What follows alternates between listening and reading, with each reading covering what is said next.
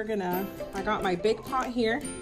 You're gonna put the squash on the bottom and the eggplant on the top because the squash takes a little bit longer to cook than the eggplant. So it gets more heat on the bottom.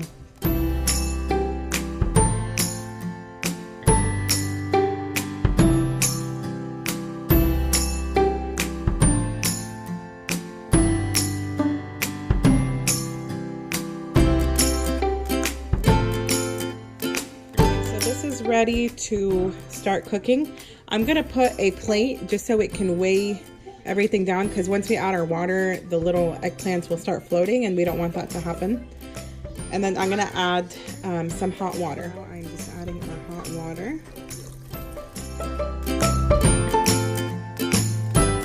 Between medium and high, because we want it to come up to adding our water here, and we are gonna add it to probably an inch less of the top of the pot because we don't want it to boil over.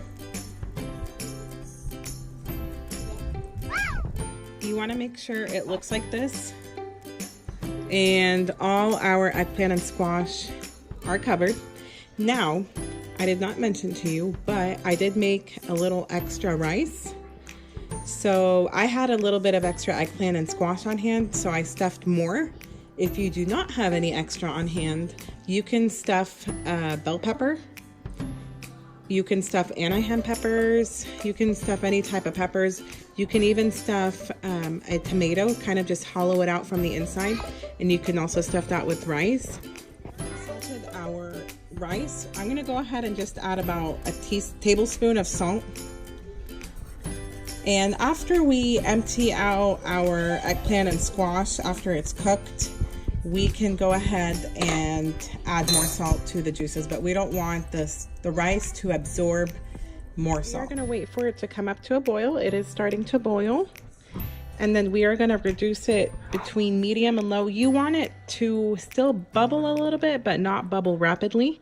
And we're gonna time 1 hour on it. Our pot has came to a boil, and this is what it looks like. And I have lowered our stove to almost low, kind of a little bit over the low. And we're gonna time 1 hour on this. Here's our timer. Okay, and we will see how it looks in about an hour. It smells very good. So we have about 37 minutes left. I went ahead and looked at my pot and it's bubbling a little bit. I went ahead and raised the heat up to a little bit higher than low. It's not on low anymore. You don't want it to just be still. You do want to see a little bit of bubbles, but you don't want roaring bubbles. Because if there are no bubbles and it's just sitting there in the hot water, they will start tearing and ripping because of the rice soaking up so much water. But when it's boiling, it will stay inside. So this is how you want it to look when you're cooking it. I'm gonna close the lid back. So our timer went off. It's been about an hour and our dish should be ready. I got a little saucepan in here because we want to reserve some of the juices. And we're gonna pour the juices in here, and after it gets full, we can pour the rest out because you don't need all the juices.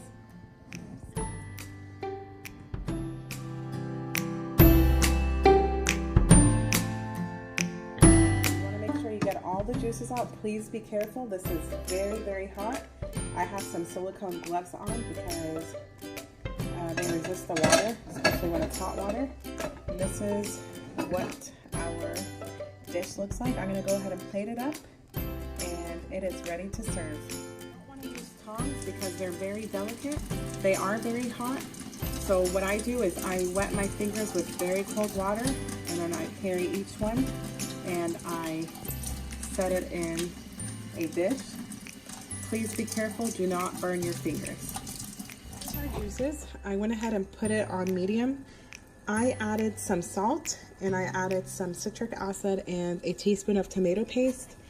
So this juice goes back to you. Taste it. If it needs more salt, add more salt. If it needs more citrus, add more citric acid.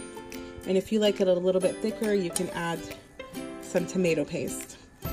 And this juice is served next to the Yalnji. You can dip your squash or your eggplant in it, or you can drizzle it on top of it whenever you're eating it. Thanks for watching my video. Hope you enjoyed it.